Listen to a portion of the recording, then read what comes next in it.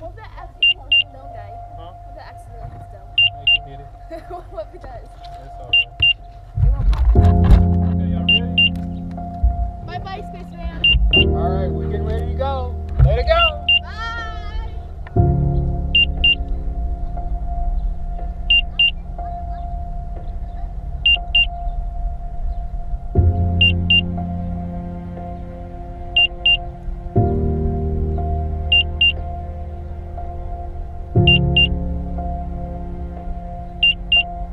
We were having a discussion about flat Earth, and Phil happens to be a pilot. And I happen to have a laundry list of questions that I've always wanted to ask a pilot. And I haven't been flying in a long time, but I happen to take advantage of the fact that we were down on the ground together, and I stopped him, and he was very generous enough to give me his time and his insights on a few things that maybe we take for granted when it comes to the shape of the Earth. So I'm going to re-ask those questions to Phil now, and we're going to reiterate a couple of things that maybe are overlooked. Phil, this is Phil. Hi everyone, I'm Captain Phil Marshall from Papua New Guinea. I have been flying since 1985, so this year would be 36 years. Commercially, around about 32 years. So I first went to Papua New Guinea in search of aviation work, and then stayed for a year or two, and 35 years later, we're still there. Is it fair to say that you, as a pilot, for many years, have been flying over a flat plane or a curved Earth? Well, when you take off, it's flat, and all the way there, it's flat. And by the time you get there, you land on a flat surface. So it's not at all obvious there's any curve. So what it is, we're not sure, but it's definitely not falling off the curve of the Earth. Ever.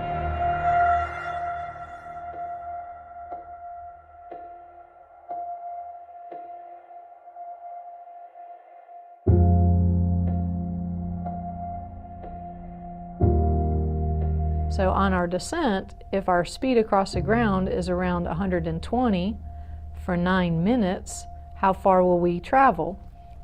So we go to our formula. It says set the little pointer on our speed, which is 120. So go find 9 minutes and then look above that to read the distance. So it says 18 miles.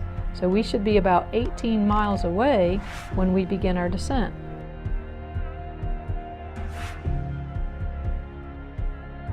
So when it comes to the flight of descent, do you have to compensate for curvature? No. You don't? Nope. Okay. If you're landing east, and then if you're landing west, Right. would you have to like slow down or speed up due to Earth's motion? No. No? Nope. So Earth's motion has nothing to do with it. So we don't compensate for the curvature whenever we're landing. We don't do anything and with then we curvature. don't do anything when it comes to the motion of Earth. Curvature is So Earth has to be a level stationary plane, right? fairly...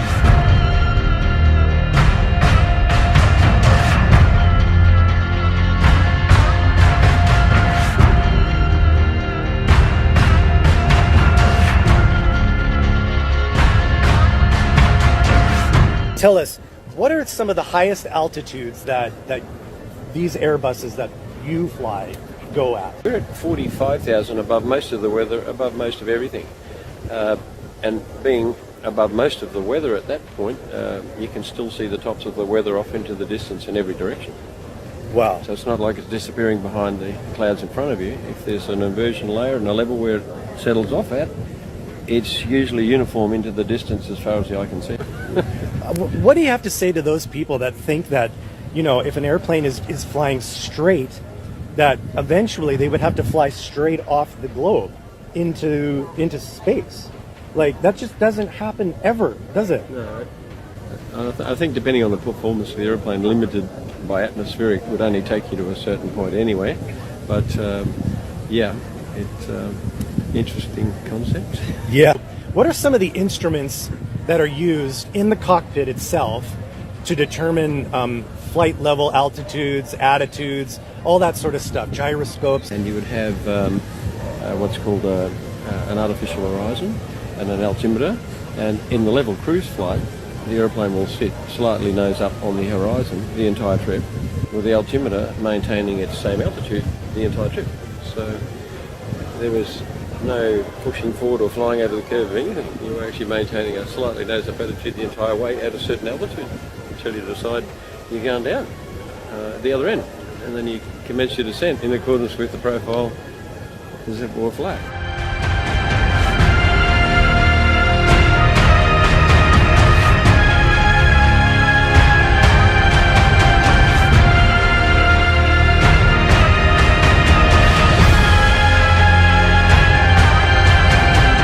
The big one, the biggest conspiracy theory that freaks everybody out is flat Earth.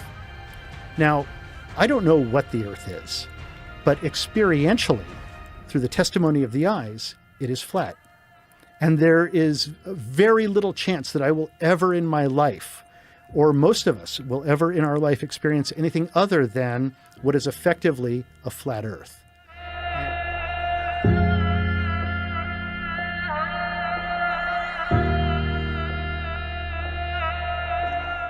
And then also here it appears as if it were, I don't know what we call this, an annex, an addition, and something that is sewn. Yes, exactly, a little patch that reminds me of a very special person. Explain yourself. If the Earth from above looks flat and stationary, it looks. Flat? Yes. The curvature is seen when the camera is a fisheye lens, like the one used by the guy who jumped from Red Bull. Yes. There you do see the curvature, but if the camera is a normal one, everything looks straight. That is to say, you are in the heights or beyond the heights, but with your feet firmly on the ground, on the earth, why the earth is flat. And stationary, how nice.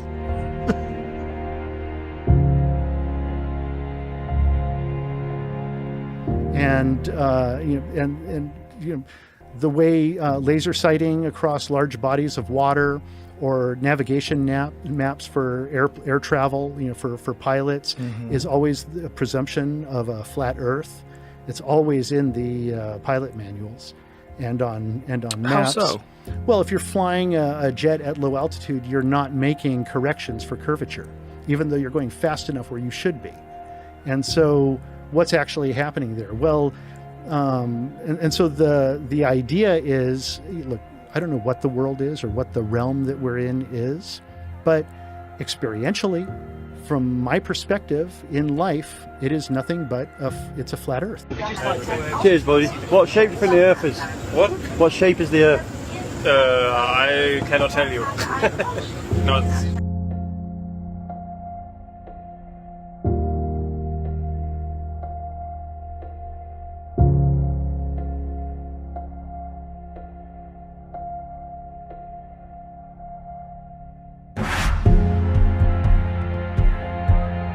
What about like the spin of the Earth itself? Are airplanes actually accounting for Coriolis effect? Do they have to, when they're coming in for a landing, is that even taken into an account? That's not something that is really discussed at all. It's mentioned in texts and what have you in early training, but so far as normal day-to-day operation, that's the least thing on your mind. You're only considering wind conditions and what have you for a safe landing. All you're looking down at is a patchwork of flat land that just extends in all directions. Depends what you're flying over. In the country I fly, there's many mountains and it's a lot of terrain. But when you put yourself in a oceanic situation across water and what have you, it's once again appears to be quite reasonably flat. I couldn't say either way.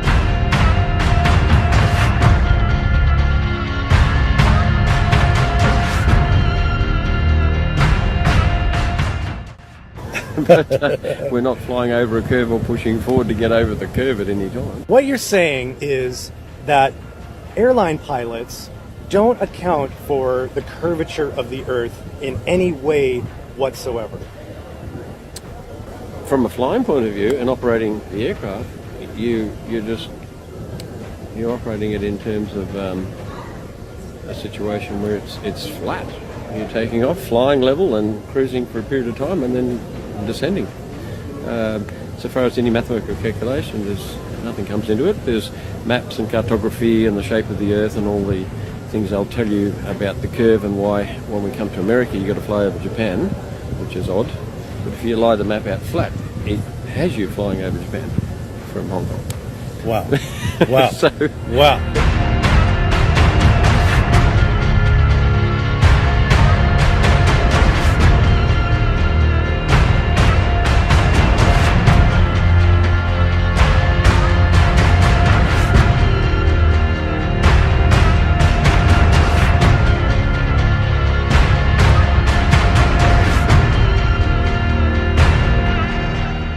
But what about travel routes? Like, what about when they fly over Antarctica? What if they? They don't fly over. But you can Antarctica. watch. They don't even fly from Cape down to Buenos Aires. There's an understanding of the precession of the equinoxes. They travel up into the other hemisphere and like land in London or something, and then travel back down whenever you're doing a flight across the Atlantic.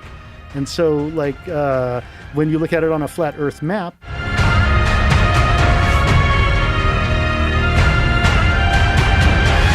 Phil, when you're up there, what is it that people get mistaken for when they think that they're seeing curvature of the Earth?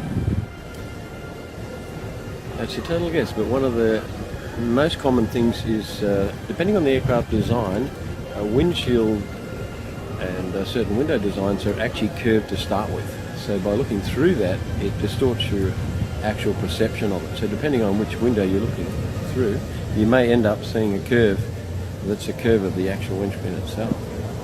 Total guess. That seems to line up with a lot of what NASA seems to put out, and maybe you're familiar with a lot of their documents. They have written several times within archives and archives of documents that everything is based off of a flat, non-rotating surface. That all of their rocket launches and space shuttle missions all start from a default non-rotating flat surface. Does that kind of jives with airline pilots? I guess it would. I'm not totally familiar with their writings or text, but the basic planning and flight planning takes into account you're taking off on a flat surface, or depending which airstrip you're on, some in the mountains, but generally for airliners. Fly to a target altitude, maintain that for a period, and there's commenced a descent in accordance with the constant angle to the touchdown point. No consideration of curve at all.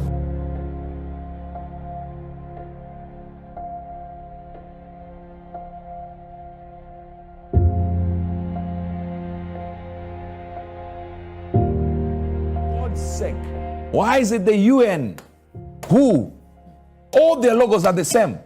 Do you see that? Isn't it amazing that that map you are seeing there is actually the map of a flat Earth?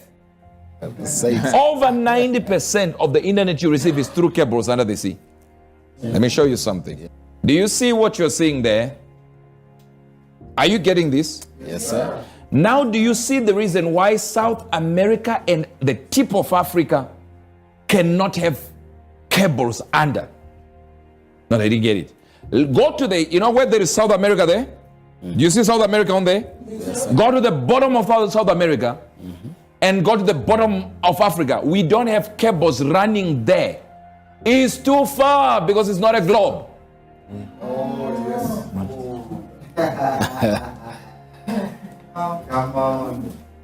You see where I'm pointing? Yes, sir. Yes, sir. So from here, there is no cable going here. It's too far. That's why they join only cables here. Okay, let's go to the world map. They show it as if, see, there is nothing coming here today. Yep. It becomes too far. Oh. This thing is flat. Are pilots under some kind of non-disclosure agreement to protect this sort of knowledge, this information? Are you told not to say anything about this? Or is it a choice? Depending on the company you work for, aspects of the operation of the company are confidential, so we're bound by that.